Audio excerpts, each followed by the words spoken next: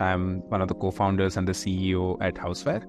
Houseware is a product analytics solution, which is a third generation of product analytics solution working for companies at a fairly large scale of consumer businesses and helping them understand their user behaviors better, drive the right kind of action and insight from that data.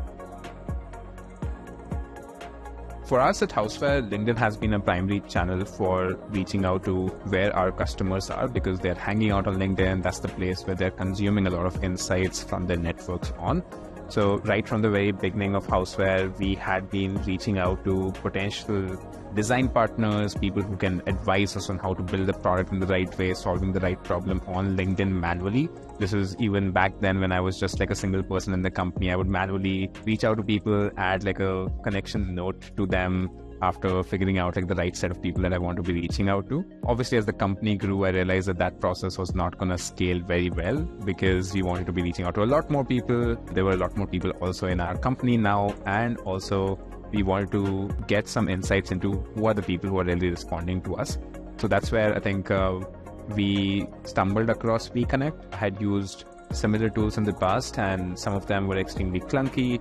They were not trustworthy because your account would get blocked maybe in the first week of using them. So all of those challenges existed. And I'm glad that I found about WeConnect. I think it was earlier in 2023. So it's been now more than 9 months that we have been users and customers of WeConnect. So quite excited to be sharing our story and like how we've been using the product as well. Primarily, we use WeConnect for 3 kinds of potential customers / people in our network. One would be very direct potential customers who could be looking for a solution like Houseware. So essentially, we have a whole list of technographic factors, geographical variables, the industry that they fall into, and things like those, through which we have standard lists which exist for these could be our potential customers, and we send out to them campaigns which are primarily more invite oriented. So I would say that, hey, I'm the CEO of Houseware, this is what we do, I do think that the kind of work that we are doing would resonate with you, I would love to add you to our network, possibly also get down on a call sometime down the line. So it's much more about engaging with them and connecting with them, and over time me surfacing content on LinkedIn which essentially resonates with them so that they are able to understand the value of the network, right? So we don't want and we don't expect anyone to just be coming on a call right away. So we want to be nurturing them as a second step, which is where I think the sequences help. That's the second kind of, I would say, use case for us for WeConnect, that once we have our networks built out, my network built out in this case, am I engaging with them on a basis that is personal and not automated? So if I'm writing about product analytics and in, let's say, a certain industry like retail, am I able to send the same content also to them on LinkedIn DM saying that, hey, I was thinking about you when I was writing that, which is most likely the case because I understand what leaders in this industry want.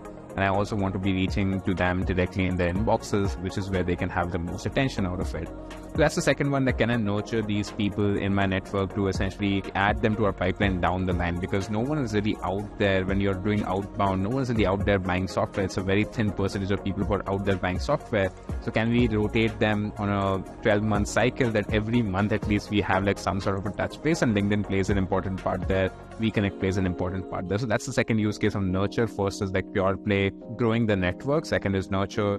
The third use case for WeConnect for us is also now we're just starting to use this. It's like much more around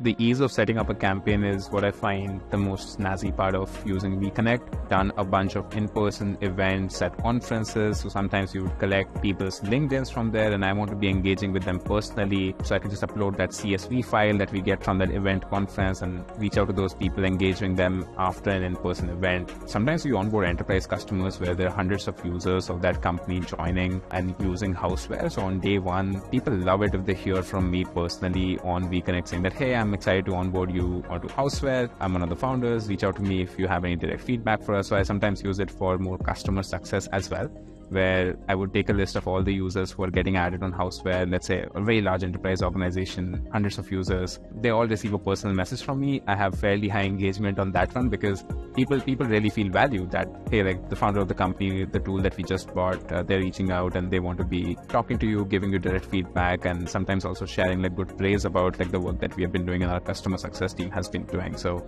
yeah, all in all, I think in terms of WeConnect's features, it's the ease of setup of campaign, the 3 things which I mentioned, that you can can have multiple ways of sending the same campaign, and which kind of diversifies the kind of use cases that we can deliver using that.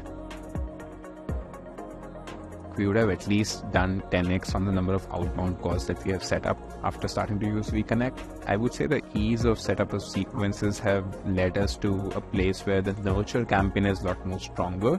This 10x number, I can only imagine it growing because, as I said, like not everyone is in the market looking for a tool at all points in time. So can we feed them into the nurture campaign? So I'm guessing that this number keeps on growing over time, and it's not just an investment that you put on day one, send out a campaign, expect results. I think it's a much more patient game. So definitely the tool has helped us to also learn volumes. At the same time, with volumes, can you be patient at the same time, right? So I think those two things have to be balanced fairly well in outbound. We are still learning, but at the same time, I think the tool has done wonders in just making our experimentation easier, the kind of messaging that we are trying out with different people, obviously the 10x result and outbound calls that are being set up now.